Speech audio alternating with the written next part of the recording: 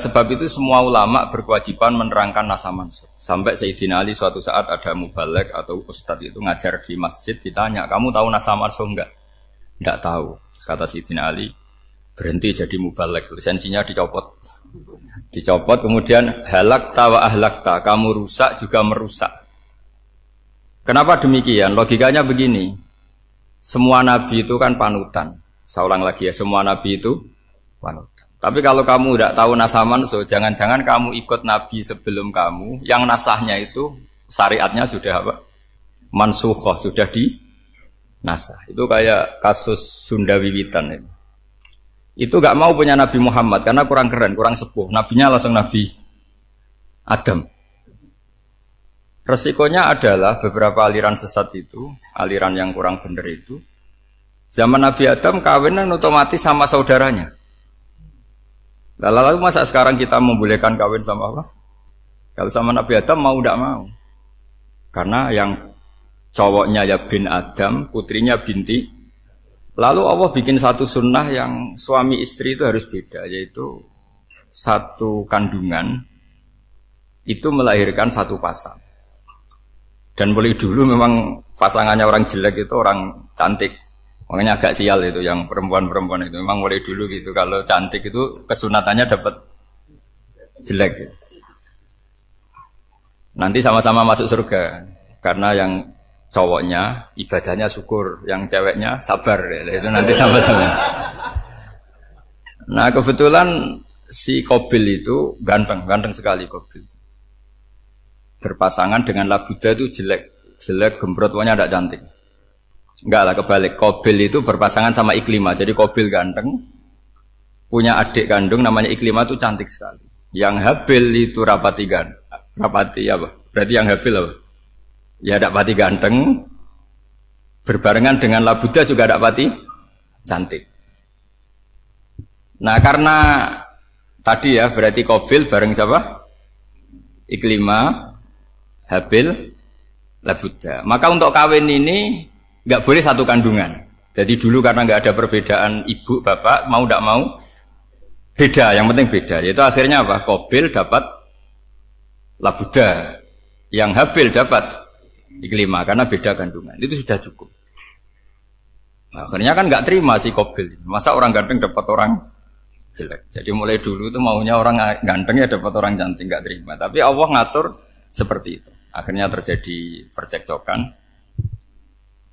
Nah, dulu itu semuanya itu religius, sehingga ukuran percekcokannya masih religi, yaitu ya gini saja, kita ngadakan kurban, yang diterima itu yang menang. Ya ternyata dalam kompetisi itu yang menang siapa? Habil. Akhirnya Habil jadi menikahi siapa? Iklim. Kalau sekarang kompetisinya kan siapa paling kaya ya menang. Lebih gampang. Nah kemudian bayangkan misalnya, ya saya ini menerangkan nasa mansukh. Kita semua sering ngomong, sering berkoar-koar, sering menyarankan atau mewajibkan para nabi itu panutan dalam semua perilakunya. Ternyata ada beberapa perilaku yang sudah dinasah atau dihapus ketentuannya oleh syariatnya Rasulullah Shallallahu Alaihi Wasallam. Maka mengenali nasa mansukh itu keharusan dalam ulumul Quran. Ya, makanya Allah mengatakan apa? Manansah min ayatin aw nunsiha pasti na'ti bi khairim minha aw misli. Jadi saya nerangkan nasa mansukh itu dua sesi. Satu sesi antar nabi, dua di internal syariatnya apa? Nah, sekali saja hari ini tok, sudah setelah itu anggap pinter sudah. Kalau sudah jangan tanya lagi. Nah, ada beberapa lagi syariat yang masalah metode. Dulu Nabi Nuh itu dibolehkan oleh Allah saking mangkelnya sama orang kafir. Saya ulang lagi, orang kafir itu kan biadab sekali, nempat buminya Allah, makan rezekinya Allah, kemudian mengkafirkan Allah. Pikirannya Nabi Nuh, orang biadab gini nggak layak hidup, itu pikirannya Nabi Nuh. Kalau dia pakai militer, tidak punya militer, ya pakai langit akhirnya.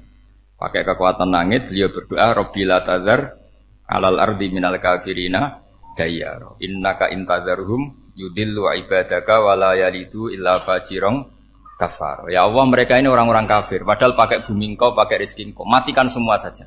Jangan sisakan satu pun. Karena kalau masih sisa nanti anak turunnya ya gitu. Gennya gendo ya pasti melahirkan gendo. Gen wala yalidu illa fajirong kafaro. Kalau kamu sisakan pasti melahirkan generasi gendo lagi kafir lagi. Dituruti sama Allah. Kecuali orang 80 yang ikut Nabi Nuh. Nah, orang 80 yang ikut Nabi Nuh ini selamat karena iman. Maka generasi yang sekarang ini termasuk saya semua ini semuanya turunan orang iman. Maka kita ini punya dua status. Satu, Allah kadang manggil kita ya Bani Adam karena faktanya kita turunan Nabi apa? Adam. Panggilan kedua adalah dzurriyyataman hamalna ma'nuh. Orang-orang sekarang itu pasti turunan orang yang ikut perahunya Nabi Nuh. Jadi nasab kita ini sudah steril. Sudah tidak ada nasab lewat kafir karena yang kafir sudah habis. Semua orang sekarang itu turunan Nabi Nuh, yaitu disebut apa? Dzurriyyataman hamalna ma'nuh. Yaitu sekitar orang 80. Nah, oleh Allah Subhanahu wa taala syariat seperti ini pernah dituruti, yaitu akhirnya mereka mati semua kecuali orang 80 yang mukmin. Tapi uniknya Allah apa? Era Rasulullah sallallahu alaihi wasallam, nabi kita Nabi Muhammad itu diutus rahmatan lil alamin. Ketika Nabi didustakan, diusir, disakiti, malaikat gunung, beberapa malaikat sing ahli adab spesial eksekutor lah kira-kira gitu. Muhammad, kamu bilang saja ke saya, kalau kamu ingin orang-orang Mekah Abu Jahal CS, saya hancurkan. Tapi apa kata Nabi? Saya berharap kalau mereka belum iman, anak cucunya iman. Karena bagaimanapun sperma ya atau calon bayi atau calon keturunan itu kan ada fi aslabir rijal atau fi zuhurir rijal. Jadi kalau dalam ilmu agama itu gen manusia itu disimpan di zuhuri rijal di punggung lelaki, nanti dipindah ke arhamin nisa. Logikanya gini, ini dengerin ya. Logikanya gini, misalnya Abu Jahal itu di situ ada orang namanya Ikrimah, itu anaknya Abu Jahal, itu orang mukmin. Akhirnya ya jadi orang alim. Abu Lahab itu di rahimnya di punggungnya ada perempuan namanya Darrah, akhirnya juga orang mukminah. Saya berikan contoh. Khalid bin Walid itu anaknya Walid. Walid itu musuh besarnya Rasulullah, tapi di punggungnya ada orang bernama Khalid. Ini dengerin. Nah, di punggung ini kira-kira Allah sudah tahu apa belum? Jawabannya sudah. Artinya kalau ini mati atau kamu bunuh, kamu sebenarnya nggak bunuh orang kafir saja, bunuh calon orang mukmin yang sekarang masih bersemayam di punggungnya orang-orang kafir. Jadi bisa saja orang yang sedang kafir itu ada sekian calon generasi yang suatu saat mukmin. Itu syariat yang diajarkan ke Rasulullah Shallallahu Alaihi Wasallam. Karena kasofnya Nabi, kasof itu satu kondisi di mana seorang Nabi itu dipertontonkan sesuatu yang nggak kelihatan. Itu dalam bahasa Arab kasof atau mukasyafa. Nabi dipertontonkan ternyata banyak orang kafir yang di punggungnya itu ada calon generasi mukmin atau muslim. Akhirnya Nabi gak berani. Jangan bunuh. Mungkin bapaknya ada iman tapi anaknya iman. Betul, Abu Jahal punya anak Ikrimah, Abu Lahab punya anak Darrah, Walid punya anak siapa? Khalid. Itu mirip seperti kita. Bapaknya sholat, anak ETPK sholat. Akhirnya bapaknya katut sholat. Banyak gak di Indonesia? Bapaknya tidak bisa baca Quran, anaknya hafid. Nah, itu kalau bapaknya kamu habisi, tidak ada yang meselin. Makanya biarkan hidup saja. Nah, artinya gini, andaikan tidak ada ulama yang menerangkan nasa mansuh, dikira syariat Nabi Nuh itu abadan mu'abbadat, selamanya lama. Sehingga main teror sama orang kafir sah berdasar Nabi Nuh. Padahal kita sudah ganti Nabi. Yaitu syariatnya Rasulullah Shallallahu Alaihi Wasallam masyhur itu ketika Nabi ngendikan, saya tidak minta mereka dihukum, tapi ya Allah saya minta Allah mahdi qaumi fa innahum la ya'lamun. Mereka kafir itu karena tidak. Sehingga ada periode. Loh kalau perang itu beda, perang itu konteksnya duel, itu tidak harus sama Abu Jahal, Abu Lahab. Ada penjahat mau bunuh kamu wajib perang enggak? Wajib. Penjahatnya meskipun muslim apa harus kafir? Meskipun muslim. Maka kata ulama fikih sebetulnya perang duel itu bukan syariat muslim sama kafir tok. Masih muslim sama muslim, misalnya ada orang mau merkosa istri kamu, terus dia pamit gini, saya muslim loh, beri hak loh. Enggak bisa. Saya penjahat loh, muslim. Jadi kamu nggak boleh merangin saya, ngelawan saya. Saya kan muslim. Nggak bisa, tetap harus dilawan. Makanya kata ulama-ulama fikih, pertarungan sama musuh itu tidak harus sama orang kafir. Orang muslim pun yang mengganggu kehormatan kita, misalnya mau merkosa istri Anda, itu harus dilawan. Makanya Nabi ngendikan mangkutila duna mali fahuwa syahid, mangkutila duna harimi fahuwa syahid. Orang yang mati karena membela kehormatan keluarganya atau hartanya, maka dia mati syahid. Dan penjahat yang mati ini muhaddarun damu, diabaikan sehingga enggak kena kisos, pembunuhnya enggak kena. Misalnya ada penjahat mau bunuh kamu, kamu duel menang. Kamu enggak kena kisos karena ini muhaddarun damu, diabaikan kehormatan. Padahal dia muslim, apa? Muslim. Ini perlu. Jadi ini mengaji ini agak jelimet tapi gampang. Kan kalau paham nggak paham selesai, jadi yang nggak baca selesai itu.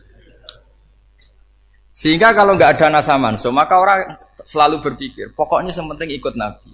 Nah itu bahayanya kalau Anda tidak tahu detail, jangan-jangan syariat yang kamu ikuti itu syariat yang sudah berstatus mansukhoh, telah dicabut. Dan itu banyak. Makanya kata Sayyidina Ali ketika ada orang ngajar gak tahu nasa mansuh, halakta wa ahlakta, kamu rusak dan merusak orang lain. Seperti tadi pernah ada kawin itu satu turunan, yaitu era Nabi Adam. Masa kita sekarang kawin sama satu turunan, kan gak mungkin. Ya kan, pernah ada membumi hanguskan orang kafir, yaitu syariatnya Nabi Nuh, itu dihapus oleh syariatnya Nabi Ibrahim dulu. Yaitu Nabi Ibrahim menghentikan apa? Faman tabi'ani fa innahu minni wa man asani fa innaka ghafurur rahim. Ya, kalau orang ikut saya ya Allah ya pasti golongan saya. Kalau yang masih maksiat, masih balelo, saya berharap engkau ampuni. Akhirnya banyak orang kafir tobat. Coba era Rasulullah itu semua orang kafir Mekah itu kafir. Nabi belum wafat. Itu sudah ada 114.000 mukmin semua. Jadi Nabi menangi mayoritas orang menjadi mukmin dari mayoritas kafir, yaitu disebut wara'aitan nasa yadkhuluna fi dinillahi afwaj. Andai kan Nabi Muhammad pakai syariatnya Nabi Nuh, bisa enggak mengislamkan orang sebanyak itu? Enggak bisa kan? Maka ini penting mengenali nasa mansuh. Jadi periode cara wong Jawa maksud no tuntas. Robila tadar itu, pasot tuntas itu, menghabisi itu habis di periode Nabi siapa? No, syariat itu sudah enggak dipakai lagi. Yang dipakai apa? Faman tabi'ani fa innahu minni wa man asani fa innaka ghafurur rahim. Lah Nabi Muhammad ini nabi yang kena khitab anit tabi' millata Ibrahim hanifah. Jadi masternya Nabi Muhammad itu mentornya Nabi Ibrahim. Sehingga syariatnya ya faman tabi'ani fa innahu minni wa man asani fa innaka ghafurur rahim. Tidak syariat rabbila tadzar alal ardi minal kafirina daya. Jelas ya. Jadi mengenali nasa mansuh itu penting sekali karena kalau enggak Anda halakta wa ahlakta, kamu merusak diri kamu sendiri juga merusak orang lain karena menfatwakan hukum yang sebetulnya sudah berstatus mansukh. Hanya berdasar itu kan syariatnya nabi-nabi dulu. Syariat yang apa? Syariat yang enggak pernah terhapus hanya satu, usuluddin, yaitu tauhid, itu sama. Tapi kalau syariat itu beda-beda atau furu'iyah itu beda-beda. Itu tadi saya beri contoh era Nabi dulu kalau ada pakaian najis dipotong, dibuang. Era Nabi Muhammad dicuci. Orang kafir dihabisi oleh langit. Era Nabi Muhammad enggak boleh, bahkan didoakan Allahumma hdi qaumi fa innahum la ya'lamun. Di Qur'annya apa? Wa in ahadum minal musyrikin astajaraka fa'jirhu hatta yasma'a kalam Allah summa ablihu ma'mana. Jadi kalau ada orang kafir enggak boleh main dihabisin, mereka beri peluang untuk mengkaji kitab Allah. Hatta yasma'a kalam Allah. Kalau mereka sudah berpeluang ngaji, harus summa ablihu ma'mana, harus dijamin keamanan. Ya, karena apa? Dzalika bi annahum qaumul la ya'lamun. Bagaimanapun mereka memang karena tidak tahu. Nah, kenapa tidak tahu? Enggak. Karena tadi mereka tertutup oleh kultur yang beratus-ratus tahun. Mbah-mbahnya mereka menyembah batu, menyembah berhala. Ya tahunya itu ya Tuhan. Bagaimana Anda bisa menjelaskan sesuatu yang sudah beratus-ratus tahun kan tidak gampang. Maka ada periode dimaklumi, apa? Kalau era sampean kan, mosok waktu disembah saking gobloknya orang, kamu lahir kan sudah nyembah Allah, tidak nyembah batu. Bayangkan kalau kamu jadi mereka. Wong perut kamu saja disuruh makan pizza sakit kok, karena saking lamanya makan sambal kan gitu. Kamu bilang perempuan Indonesia saja cantik kok, saking lamanya jadi orang Indonesia. Padahal orang Indonesia tanyakan orang Eropa, cantiknya di mana? Kamu lahir di Afrika, bilang orang Afrika itu cantik. Tanyakan orang Eropa, cantiknya di mana, hitam gitu kok. Jadi orang itu pasti terkooptasi oleh sekelilingnya. Orang Afrika akan bilang wanita Afrika itu cantik. Coba tanyakan orang Eropa, cantik apa enggak? Belas. Orang Eropa yang kulitnya gitu kata orang Eropa indah, kata sampean. Koyok anaknya kebo katanya kulitnya. Jadi orang itu akan terkooptasi oleh sekelilingnya. Bayangkan kalau semua orang nyembah berhala terus kamu ndak, alasan kamu apa? Kan menentang mayoritas. Dan itu berat. Maka dimaklumi oleh Allah, dzalika bi annahum qaumul la ya'lamun fi manah panyeruarah. Nah, pemakluman ini yang mulai sekarang terkikis. Orang main pukul saja enggak mau ngaji. Enggak mau ngaji Quran secara kafah. Jadi fatwanya Islam kafah tapi ngajinya Quran enggak kafah. Ngambil 1-2 potongan ayat dipakai dalil. Jadi Islamnya inginnya kafah tapi ngajinya Quran enggak. Kalau kafah ya hafal 30 juz itu. Kalau mau kafah ya hafal berapa? 30. Makanya saya sering bilang, saya sering dinasihati orang karena belum tahu saya ini hafal Quran. Bapak harusnya Islam itu kafah. Kata saya ya dimulai dari konsep Islam itu kafah dulu, apa ya hafal Quran secara kafah.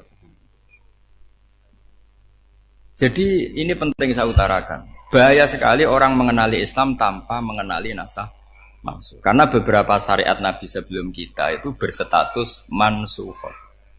Terus contoh berikutnya. Ini nasah mansukh antar Nabi apa khusus internal Nabi? Antar Nabi aja nggak selesai nih sampai subuh aja nggak selesai. Contoh yang paling keren mungkin cowok semua senang. Nabi Dawud dulu istrinya berapa? 99. Nah itu kalau masih halal itu kan berarti jenengan tuh punya istri berapa? Wah itu kan ngeri betul. Punya satu aja repotnya gitu, apalagi berapa? Punya 99. Terus kamu bilang gini, ini kan syariatnya Nabi Dawud, Nabi kan bisa diikuti. Pernah ada periode di mana seperti itu boleh. Jadi makanya mau tidak mau ngenali nasah mansukh itu harus. Kalau enggak ya kamu masih berkeyakinan boleh beristri berapa? Nah ini penting saya utarakan. Makanya Sayyidina Ali itu kalau ngetes calon mubaligh, kira-kira kalau Kemenak dulu inginnya apa? Sertifikasi apa? Mubaligh. Itu tanyanya gitu. Ta'rifun an-nassa wal mansukh, kamu apa tahu nasah mansukh? La. Jawabnya Sayyidina Ali, halak tahu ahlak tahu, kamu orang yang rusak. Karena tadi takutnya ada syariat yang sudah mansukh dipakai. Itu tadi misalnya kita ini tidak umatnya Nabi Nuh, tapi pakai syarat Robbila tadar alal ardi minal kafirina. Terus ketiga begini, misteri manusia itu. Dan ini kita tidak pernah tahu sampai kiamat. Tapi ini ilmu harus kita diskusikan. Misalnya saya ini namanya Bahauddin. Saya sekarang hidup sampai 2019 sekarang. Kan hanya Allah yang tahu berapa turunan saya sampai kiamat. Dan statusnya kayak apa. Donald Trump juga gitu. Donald Trump itu sekarang kafir. Tapi kita tidak pernah tahu nanti turunan keberapa ada yang Muslim. Lah turunan yang calon Muslim ini diletakkan di mana kita tidak tahu. Yang jelas kalau kamu bunuh itu katut itu. Artinya gini, logika membiarkan orang kafir itu ya ada logikanya. Nah, logika membunuh karena mereka mau membunuh kita ya ada logika fikihnya karena kalau kita ada membunuh dibunuh. Makanya semuanya hukum ini terus bergantung al-hukmu yaduru ma'ilatihi wujudan wajib. Di sini terus dipertemukan. Makanya semua nabi itu kalau yang namanya membunuh pasti pas perang saja karena ini kondisi yang memang pilihannya hanya dua, kalau nggak dibunuh ya membunuh. Ada duel lah itu.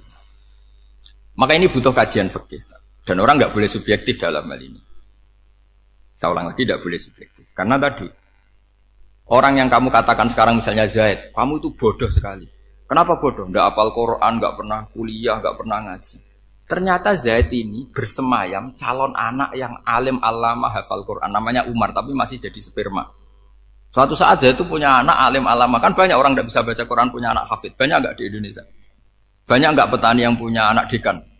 Petani punya anak dekan, yang dekan punya anak naik kelas saja susahnya bukan main. Banyak kan? Nah ketika dibalik nanti ada dekan punya anak goblok, yang petani punya anak dekan, pinter mana? Kita tidak pernah tahu, makanya ini kan ya sudah kalau nggak pernah tahu ya bilang saja wallahu alam kan selesai, daripada keminter keliru kan ada wallahu alam. Makanya cerita favorit guru saya, Kiai Haji Maimun Zubair itu punya apa namanya Kiai Zubair. Itu cerita favoritnya itu ada santri namanya Soleh. Soleh itu alim alam. Orang Madura itu cara berpikir kan kalau kiai saja alim seperti itu, apalagi bapaknya. Pas bapaknya main ke pondok, santrinya ada ribuan. Bapaknya main ke pondok itu, sholat itu ya gak bener, gak sesuai sunnah Rasul lah kira-kira gitu. Sudah sholat itu gak bener apa gak bener. Masih ditakwil sama santri Madura karena orang Madura itu kultus. Mungkin khilaf itu satu khusus, pokoknya perlakuan khusus. Suatu saat saking bodohnya orang itu kenceng tuh pikir musola. Wah ini gak bisa ditakwil lagi, akhirnya gak bisa ditakwil tuh gak. Wah ini sudah gak bener ini, gak bener. Singkat cerita santri tadi gak kuat matur ke kiainya, Pak Yai, jenengan sealim itu kok bapaknya segoblok itu. Kenapa? Ya, dia kenceng pikir musola. Oh bapak saya itu pinter sekali. Kok bisa? Karena beliau yang memutuskan saya mondok sampai saya jadi alim alama seperti ini. Yang bodoh itu mbah saya. Yang bodoh itu mbah saya kan.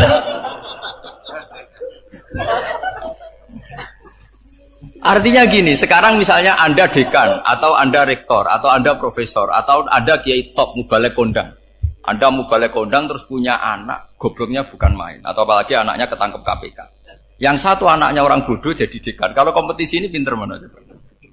Ada ahli metodologi tapi anaknya itu terlibat narkoba. Yang ini petani utun, anaknya dekan. Kira-kira kalau dikompetisikan pinter mana? Anaknya pinter petani tadi gitu. Yang ketika petani kamu vonis bodoh gitu. Tapi siapa tahu kalau ini menyimpan calon. Paham ya? Kita tidak pernah tahu. Makanya Quran selalu ngajari di dalam ilmu sosial itu wa in adri la'allahu fitnatul lakum wa mata'un ila.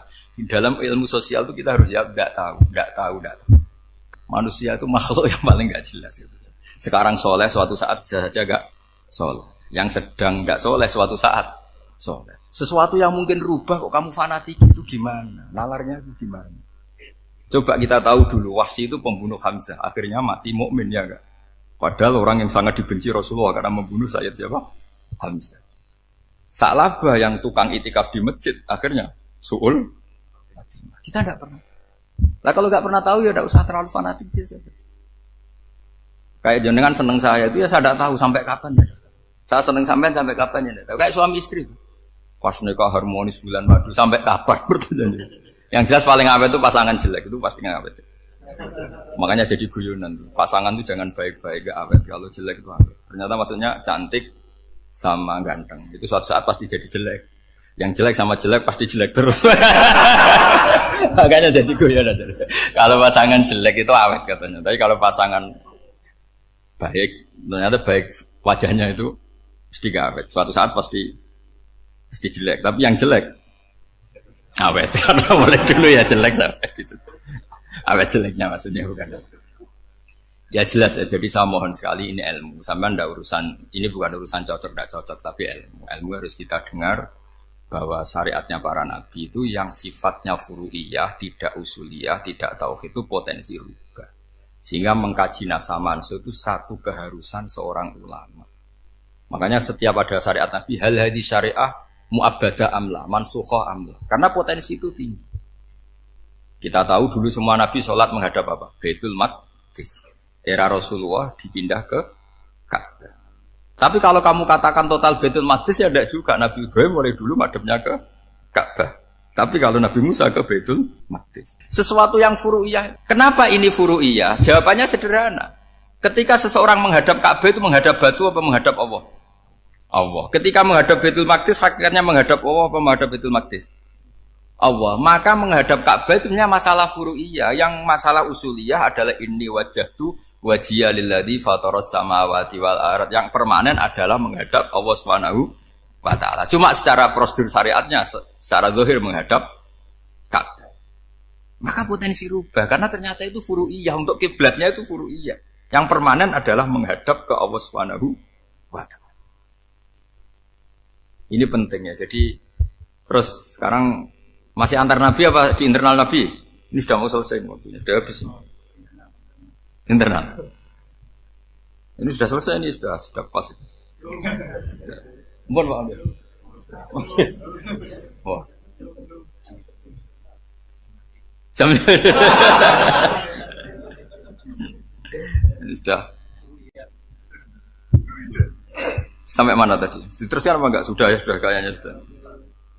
Biar kelihatan cerdas. Sekali pertemuan sudah pinter gitu. Berapa? Setengah jam sudah pinter gitu. Yang internal Nabi apa antar Nabi? Internal ya, sudah sekarang ke internal. Kalau internal lebih banyak lagi contohnya. Yang masyhur tentu masalah Baitul Maqdis. Dulu Rasulullah pernah sholat menghadap Baitul Maqdis 16 bulan. Berapa? 16 bulan. Kila 17. Pokoknya khilafnya hanya 16 dan 17. Kalau ada bilang 10 bulan berarti gak pernah ngaji. Khilafnya, karena khilafnya itu hanya 17 sama 16. Akhirnya sama Allah diminta disuruh menghadap ke Ka'bah.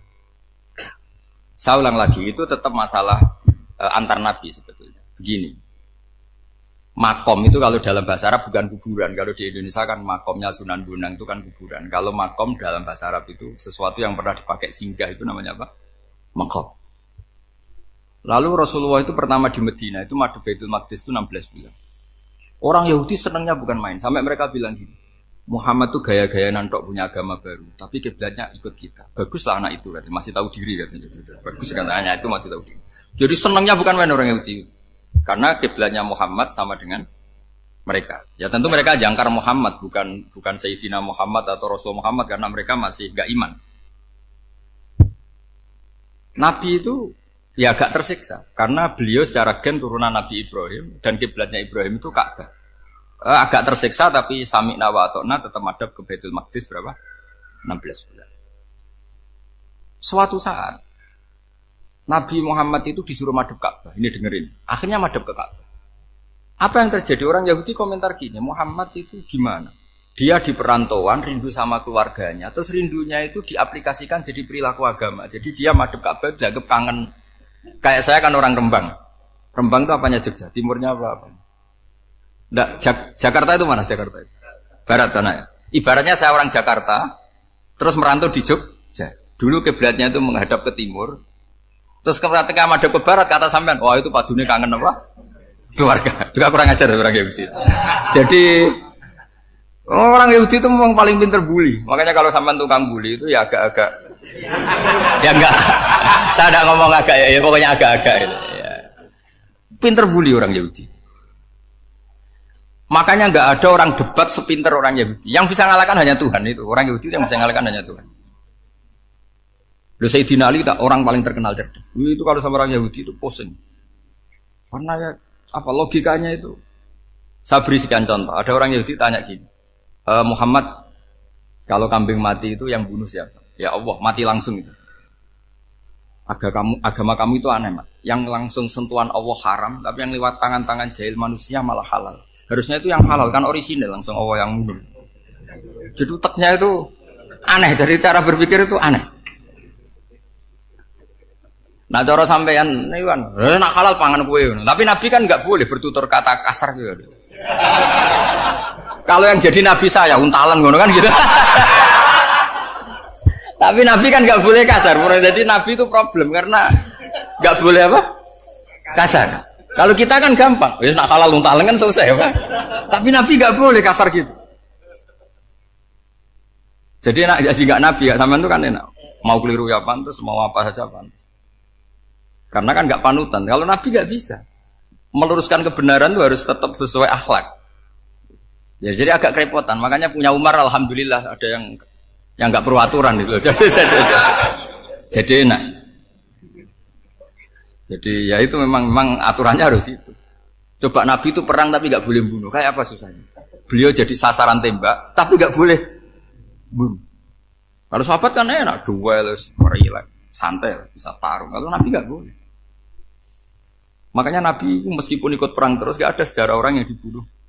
Ya, hanya satu peristiwa itu pun dibaca orang kafir, ditangkis Nabi, pedangnya kembali ke dia mati. Tapi nggak ada yang Nabi. Karena Nabi kalau pembunuh nanti itu terus kayak pendekar kan susah juga punya Nabi kok. Habis perang saya Nabi tanya, Muhammad habis serang berapa? 1000. Ya repot juga punya Nabi mantan apa? Pembunuh meskipun yang dibunuh orang kafir, tapi kan kayak apa ya? Fitrah manusia itu akan menolak kepemimpinan orang yang gitulah pokoknya nggak bisa diterangkan itu. Makanya Nabi itu nggak pernah bunuh meskipun kayak apa musuhnya tapi nggak pernah bunuh. Untungnya di sekeliling orang-orang yang tadi. Jangan bilang itu suka bunuh ya, pokoknya perang gitu ya. Perang dengan bunuh itu beda loh. Ya. Kalau perang itu fair apa? Fair. Sampai mana tadi? Nabi Ibrahim ya. Makom tadi saya ulang lagi. Nabi Muhammad menghadap ke Baitul Maqdis itu hanya Allah nuruti. Ini loh Nabi betul. Tahu betul bahwa di antara syariat adalah Baitul Maqdis. Karena semua Nabi pernah berkiblat Baitul Maqdis. Tapi Nabi ketika menghadap ke Ka'bah, Nabi juga dibilangin sama Allah. Ini loh syariat yang benar, karena Ka'bah juga kiblat sing a'taku, lebih tua ketimbang Baitul Maqdis. Maka disebut Ka'bah Atiqah. Ilal Baitil Atiq. Kalau Quran bahasakan Ka'bah apa? Wal yatawafu bil Baitil Atiq. Atiq itu tua sekali. Ya, sudah. Ketika berstatus tua itu orang Yahudi seneng, mergo roh kelirune Muhammad. Mereka nantang, Muhammad ayo debat terbuka. Nabi rawuh. Bagaimana Anda bilang Ka'bah itu kiblat tertua? Wong Ka'bah itu pertama yang menghadap sana itu ya kamu. Semua Nabi menghadapnya ke Baitul Maqdis. Terus Nabi Muhammad mulai berargumentasi ilmiah tadi. Enggak, Ka'bah itu kiblatnya Ibrahim. Jadi Ibrahim dulu itu yang mulai dulu kiblatnya itu di Ka'bah. Terus orang itu tanya buktinya apa? Terus dijawab fihi ayatum bayinatum maqam Ibrahim. Ternyata di situ ada jejak kakinya Nabi Ibrahim, yaitu batu yang diinjak beliau ketika bangun Ka'bah. Itu argumentasi ilmiah. Lah bareng orang Yahudi kehilangan ilmu, itu gobloknya orang Yahudi. Makanya yang bisa mengalahkan Yahudi hanya Allah SWT. Wong Ibrahim saja golongan kita, pengikut kita. Ibrahim itu pengikut Yahudi. Wah itu Nabi mulai senyum-senyum, mulai tertawa-tawa. Wah itu goblok, orang terdidik. Karena itu ibaratnya kayak kamu bilang Soekarno itu pengagum Puan Maharani. Kira-kira seperti itu. Soekarno itu pengikut Puan, karena Yahuda itu Yahuda bin Yakub bin Ishak bin Ibrahim. Saya ulang lagi ya, nasabnya Yahudi apa? Yahuda bin Yakub bin Ishak bin Ibrahim. Jadi Ibrahim itu mbah keempat dari Yahuda. Tapi karena mereka kalah debat, Ibrahim itu pengikut Yahudi, itu sama dengan bilang apa? Soekarno itu pengikut Puan Maharani. Itu kan jadi aneh. Atau Gus Dur pengikut Mbak Yeni, atau Basim Asari pengikut Mbak Yeni, itu kan aneh. Wah, akhirnya sama Allah diingatkan. Makanya ada ayat ha antum haula hajatum fi ma lakum bi ilm falimatu hajuna fi ma laysa lakum bi ilm. Perjanjian debat ini semuanya harus ilmiah. Tapi kenapa perdebatan Anda malah ndak ilmiah? Sebenarnya orang Yahudi iftadahu, malu semua. Wah, semuanya Muhammad itu satu-satunya kekalahan orang Yahudi. Tapi ayat-ayat seperti ini itu enggak populer. Ayat ha antum haula hajastum fi ma lakum bi ilm falimatu hajuna fi ma laysa lakum bi. Jadi Islam betapa hebatnya Islam. Kalau debat harus ilmiah. Dan Kanjeng Nabi menantang, ini perjanjian kita debat ini ilmiah. Kenapa sekarang jadi tidak ilmiah? Yaitu kamu mengatakan Ibrahim itu pengikut Yahudi, padahal Ibrahim dengan Yahudi itu dulu Ibrahim. Ya semat kalah, man. Tapi tetap ra Islam, tapi nah, makanya terus Ka'bah dibuktikan ketuaannya lewat apa? Fihi ayatum bayinatum maqamu Ibrahim. Itu bukan makom kuburan. Karena makamnya Nabi Ibrahim tetap Hebron, temudi Palestina. Kira-kira itu Palestina. Jare Israel yo ning Israel, mbok menang di. Jare ning Israel yo ning Israel, jare Palestina ning. Saya pernah ziarah ke sana di Hebron. Di makamnya Nabi siapa? Ibrahim. Jadi jelas ya. Jadi nasa mansuh itu ketentuan yang dikehendaki Allah Subhanahu wa taala untuk menguji loyalitas manusia, menanggalkan semua akalnya. Makanya saya mohon sekali siapapun yang ngaji saya dimanapun, sekali-kali manusia itu harus menanggalkan akalnya. Sekali Anda pakai akal, maka Anda akan ingkar dengan nasa mansuh. Nasa mansuh itu hukum yang direvisi, yang dibatalkan. Makanya orang Yahudi lagi-lagi pinternya orang Yahudi. Merovokasi orang-orang yang Islamnya belum kuat, diprovokasi gini. Ungzuru ila Muhammadin tahayyara fi din yukhillu yawman wa yuharrimu ukhra. Lihat itu Muhammad, dia kebingungan cara beragama. Kadang bilang A, besok bilang B. Jadi nasa mansub dianggap satu bentuk kebingungan. Gak kurang ajar tapi. Wah, akhirnya sebagian orang yang murtad. Makanya nasa mansub itu satu peristiwa yang menjadikan banyak orang murtad.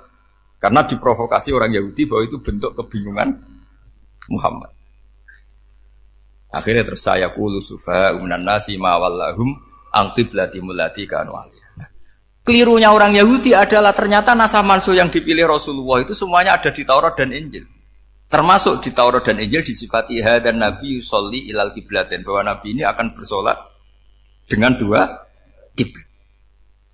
Makanya tetap ditantang. Qul fa'tu bitaurati fatluha in kuntum shadiqin. Kalau kamu tidak percaya bahwa saya ini orisinil, ayo bareng-bareng mengkaji Taurat. Tapi mereka tidak siap mengkaji Taurat.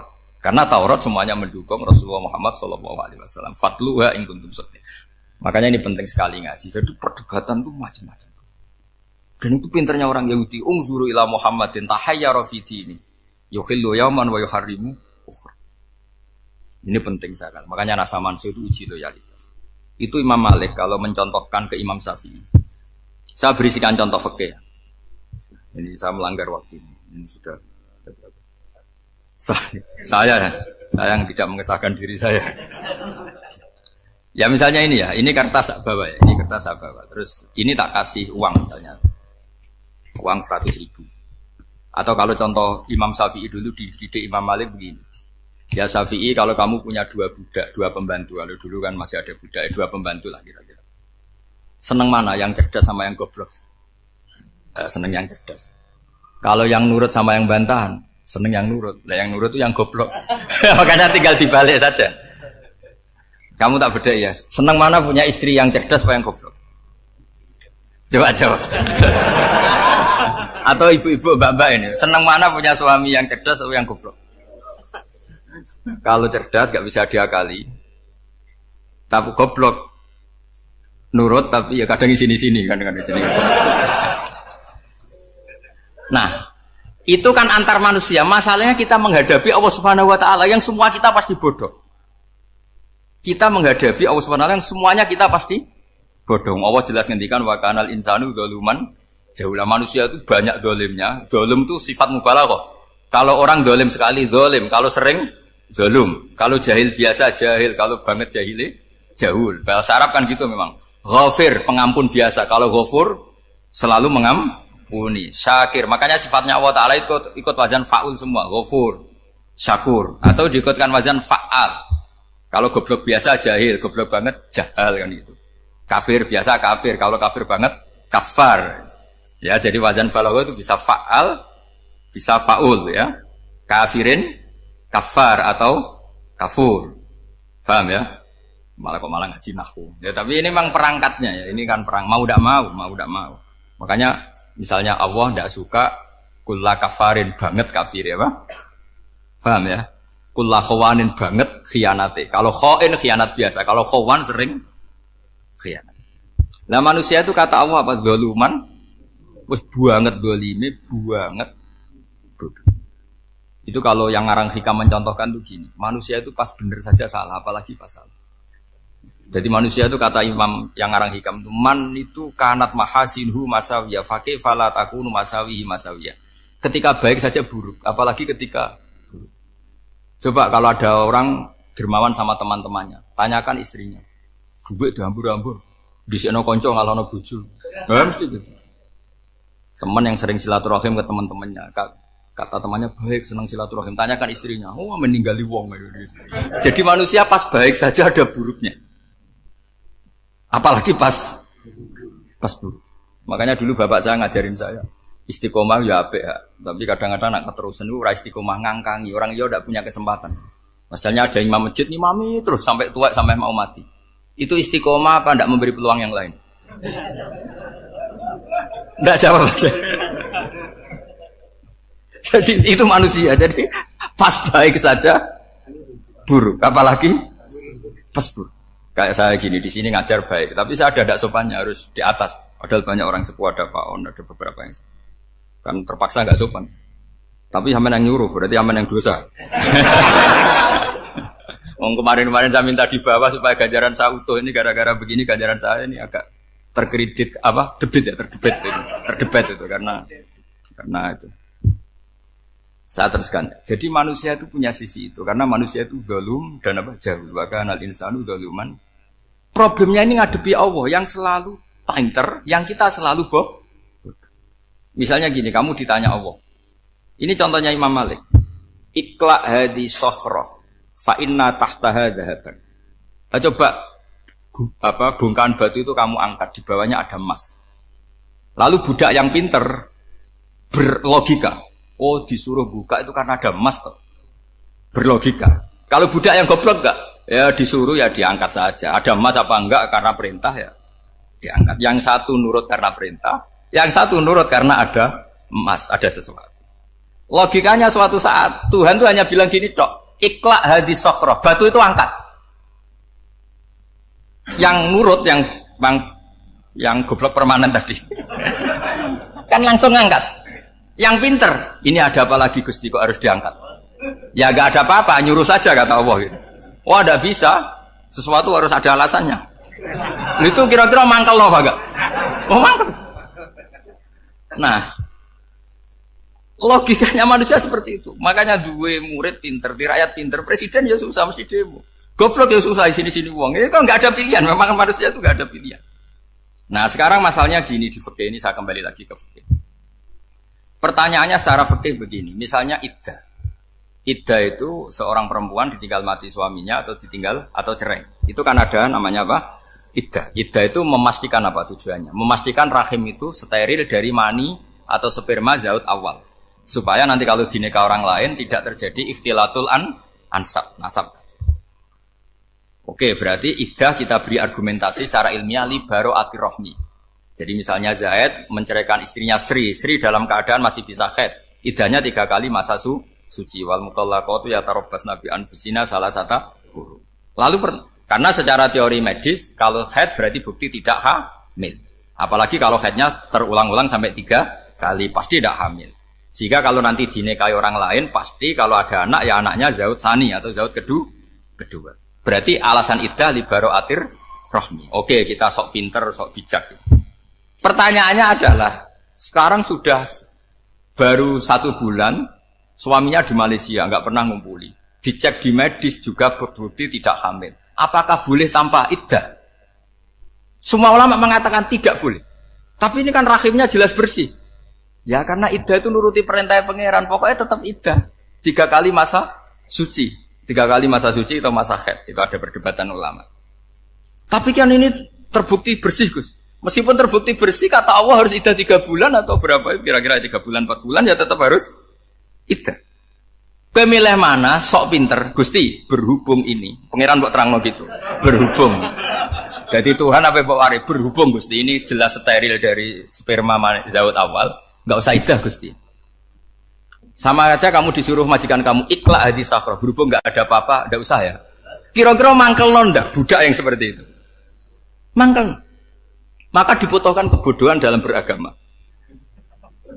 Betul itu memang. Makanya Nabi itu unik pernah bilang itu gini. Aksaru ahlil jannah al-bulu. Aki-aki penduduk swarga itu al-bulu, wong goblok-goblok. Maksudnya goblok yang jenis ini, bukan goblok betulan maksudnya. Maksudnya goblok jenis ini itu ya tetap pinter, tapi pinternya dibuang pura-pura goblok demi samina. Jadi saya misalnya kok pinter. Pinter dan goblok tadi sekaligus. Pinter dan goblok. Ya bah ikhla hadis sakhra fa inna tahta hadaban. Tak angkat karena saya tahu di bawah ada emas. Tapi di hati saya sajane ya mergo perintah. Suatu saat kalau disuruh Allah ikhla hadis sakhra, perintah ya tak angkat. Ya sudah. Jadi ya pinter ya goblok. Saya tahu namanya perintahnya Allah pasti ada hikmahnya. Hikmahnya iddah adalah li baro'atir rohmi. Tapi hikmahnya jadi kawula adalah nurut perintah Allah, cek tahu alasannya maupun tidak. Lah di sini ada illatul hukmi untuk membangun kecerdasan, tapi ada loyalitas untuk membangun ubudi. Ya, bahwa kita ini kawula roh tetap loyal. Makanya tadi pagi saya cerita Sayyidina Umar. Sayyidina Umar kayak apa cerdasnya? Tapi tetap ubudi ya. Yaitu Rasulullah SAW sering dibully orang kafir. Muhammad tuh gaya-gaya nantok. Wong ra oleh nyembah berhala, ra oleh nyembah watu, jebule ini nyembah Hajar Aswad. Karena dilihat dari jauh kan tetap nyium Hajar Aswad. Coba kalau kamu lihat dari jauh, kamu sujud dari jauh kan kayak sujud sama batu. Makanya Sayyidina Umar karena orang kafir masih cara berpikir gitu, tiap nyium Hajar Aswad itu komentar gedumel. Alim tu annaka hajarun la tadurru wa la tanfa. Walau la anni ra'aitu Rasulullah qabbalaka ma qabbal. Bukan. Aku roh nak kowe watu ya ora mandoroti ora manfaati. Kalau saja saya tidak melihat Nabi nyium kamu, saya tidak sudi nyium kamu. Jadi tidak berdoa doa mustajab itu tidak berutuh. Karena apa? Umar tahu ini masalah secara tauhid. Kalau saya doa depan Hajar Aswad nanti dikira syirik karena berdoa di depan batu. Tapi kalau saya ada nyium nyulayani sunnah Rasul yaitu nyium hajar wis tengah-tengah nyium sambil gerutu itu sudah kompromi. Ya nyium tapi gerutu. Kayak apa? Makanya ya cerdas tapi ya goblok tadi ya cerdas. Itu uniknya Rasulullah. Jadi muji orang pintar ya sudah langit. Tapi Nabi pernah dalam satu hadis mengatakan aksaru ahlil jannah al-bulbu. Aki-aki penduduk swarga itu orang bodoh. Artinya orang bodoh itu bukan bodoh betulan. Kan? Dia meninggalkan akalnya demi loyalitas ubudi. Nah, untuk menutup sesi ini terakhir betul tak tutup setelah ini selesai. Untuk menutup itu bukti begini. Perang Badar itu perang yang nggak mungkin dimenangkan umat Islam karena orang kafir itu 1000 dengan pasukan full dengan peralatan perang full. Rasulullah itu tahun kedua Hijriah itu pasukannya hanya 313. Itu pun pedang itu untuk orang 5 itu hanya ada pedang 1. Jadi kalau mau dibaca orang sih kang milih pedangnya aku. Itu kan nggak kebayang perang dalam keadaan seperti itu. Jadi mesti kalah, orang kok mungkin kalah mesti. Tapi Nabi tetap bilang saya ini disuruh Allah perang, ya harus berangkat. Yaitu perang Badar. Kata para sahabat, ya Rasulullah ini gak masuk akal. Sudah gak usah perang, ini gak masuk akal. Mau setor nyawa. Sudah gitu dadaan, gak ada persiapan. Lucunya apa? Sahabat itu ketika Nabi tetap berangkat. La akhrujanna walau waqti. Nabi menginginkan saya tetap berangkat meskipun sendi. Setelah Nabi berangkat sekian meter, tuh sahabat ikut semua. Kata Nabi, lah kamu kok ikut? Ya ikut saja. Kata kamu mesti kalah. Ya anggap saja setor nyawa. Demi loyalitas pada jenengan. Itu makanya nggak ada periode sebaik periode sahabat. Tapi yang gerutunya jalan. Karena gerutu ini bawaan ilmiah. Makanya kita loyal sama presiden. Tapi yang nggak cocok ya gerutunya jalan. Tapi bawaan mencintai Indonesia tetap jaga stabilitas. Itu bawaan cinta Indonesia, bukan cinta pejabatnya kadang. Gerutunya jalan. Tapi bawaan loyal sama Indonesia tetap mengaku. Bawaan loyal sama Rasulullah tetap ikut perang. Bawaan akal karena nggak masuk akal ya gerutu. Dan itu uniknya Quran itu mengapresiasi itu dan dianggap nggak masalah. Saya bacakan ayatnya. Kama akhrajaka rabbuka min baitika bil haqq wa inna fariqam minal mu'minina lakarihun yujadilunaka fil haqqi ba'dama tabayyana ka'annama yusaquna ilal mauti wa hum yanzurun. Peristiwa Badar ada peristiwa kamu itu keluar untuk perang. Sahabat kamu ngikuti, tapi mereka lakarihun, enggak senang sebetulnya. Karena enggak masuk akal. Ya geremeng tapi ya derek. Yujadilunaka fil haqq, mereka mendebat kamu dalam kebenaran. Jadi ya Rasulullah wong perang karuan kalah jenengan lakoni alasane nopo? Lah kowe kok melok? Ya saya harus ikut jenengan Nabi. Itu unik. Kalau orang sekarang mana mau, kalau gak masuk akal gak mau melakukan. Coba misalnya istri kamu belajarnya dikurangi. Anggap saja petualangan latihan hidup di masa lalu. Gak mau. Padahal petualangan itu hal yang indah. Petualangan itu kan hal yang indah. Kan gak mau. Oh ngirit aja alasan. Tapi lucunya kalau dijak camping bermiskin-miskin di hutan mau. Karena karepe dhewe, tapi tak suami yang ngongkon. Ayolah seminggu ini kita model miskin. Anggap aja petualangan masa lalu. Enggak mau. Karena pinter, apa? Coba kalau bodoh. Ya ngono ya apa-apa, Mas. Tapi resikonya nak bodoh, pas kamu sakit ya dibiarin. Karena dia melihat sakit kan biasa, namanya manusia. Jadi makanya ini pilihannya susah, hidup itu masih susah makanya ini. Jadi uniknya Quran gitu. Quran itu membolehkan psikologi manusia. Makanya Allah ngendikan kutiba alaikumul qital wa huwa kurhul lakum. Ya saya tahu kamu tidak suka perang. Allah yang ngakui wa huwa kurhul. Enggak apa-apa. Tapi ketidaksenangan kita harus dilawan demi mengikuti Allah dan misalnya perempuan Allah juga gitu. Wa ashiruhunna bil ma'ruf. Gauli istri kamu muamalah secara baik. Kata Allah fa in karihtumuhunna fa asa an takrahu syai'a wa ja'alallahu fi khairan. Mungkin ada watak yang kamu tidak suka, tapi di situ ada kebaikan. Allah ngaku yang namanya suami mesti ada watak yang nggak suka dari istri. Juga sebaliknya lebih banyak lagi yang suami istri kamu tidak suka watak kamu, juga nggak suka hidung kamu, wajah kamu banyak lah nggak disuka. Tapi demi kestabilan negara suami istri ini, mereka loyal. Justru itu bagus. Maka jagalah ilmu, juga jagalah loyalitas. Itu yang perlu saya utarakan. Jadi makanya agama ini dibangun dua. Satu kecerdasan hikmah, yaitu ya al-hukmu ya juru ma'ilati wujudan wa adaman. Tapi juga ada ubudiyah, bahwa agama ini milik Allah. Maka sami'na wa ta'ala. Karena begini logikanya, saya ulang lagi masalah batu. Iqla hadis sokhro fa inna tahta hadaba. Terus saya angkat, pembantu saya ngangkat. Dia saya gaji atas nama apa? Nurut kan? Atas nama menemukan emas apa atas nama nurut? Nurut, karena emas itu juga penemuan saya, milik saya. Ngangkat batu yang nggak ada emasnya juga atas nama nurut. Jadi rapot yang saya berikan ke pembantu saya itu tentang nurut dan tidak nurut. Saya kan tidak peduli dengan cerdas dan tidak cerdas. Itu kan tidak sesuatu yang menguntungkan saya. Nah Allah juga gitu. Kecerdasan kamu, pinter kamu itu tidak menguntungkan Allah Subhanahu wa Ta'ala. Karena Allah itu tidak butuh pinter kamu, cerdas kamu. Allah hanya butuh mental ubudiyah kamu. Makanya Allah mensifati nabinya hanya subhanalladzi asra bi abdihi, karena status tertinggi manusia adalah sifat kehambaan. Makanya ya Tuhan nafsul mutmainnah irji'i ila rabbiki radhiyatam mardiyah fadkhuli fi ibadi. Berstatuslah sebagai hamba baru wadkhuli jannah. Nah, kalau kamu berstatus hamba ya harus baik, enggak usah kalian bantah. Coba kalau kamu rasional, ya Allah kenapa bikin surga nanti-nanti? Engkau kan bikin sekarang, ngapain repot-repot nanti? Jadi kacau semua agama. Makanya yang perlu didahulukan adalah status ya Tuhan nafsul mutmainnah irji'i ila rabbiki radhiyatam mardiyah fadkhuli fi ibadi. Masuklah berstatus sebagai hamba saya. Khasnya hamba tadi, ya cerdas karena semua yang diperintahkan Allah pasti ada hikmahnya. Tapi kecerdasan ini kadang kita tinggalkan demi loyalitas ubudiyah. Oke, saya kira demikian. Assalamualaikum warahmatullahi wabarakatuh.